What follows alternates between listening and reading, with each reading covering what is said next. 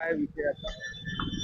बहुजन भारत पार्टीचे नांदेड जिल्हाध्यक्ष श्री प्रभाकर वाघमारे यांच्यावर काल जीवघेणा हल्ला झालेला आहे 2 दिवसापूर्वी।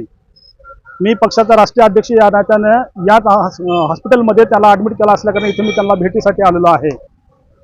निवडणुकीच्या तोंडावर प्रचंड मोठ्या ताकदीने काँग्रेस, राष्ट्रवादी, सेना, बीजेपीच्या इशाऱ्यावर बहुजन भारत पार्टीच्या कार्याला इथं खीळ घालण्यासाठी जिल्हाध्यक्षावर प्रचंड मोठा प्राणघातक हल्ला करण्यात आलेला आहे।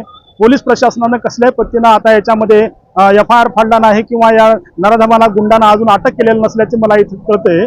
दोन्ही पाय निकामे केले असताना, प्राणघातक हल्ला झाला असताना सुद्धा पोलीस प्रशासन कसल्याही स्वरूपाने अजून ऍक्टिव्ह झाले नाही।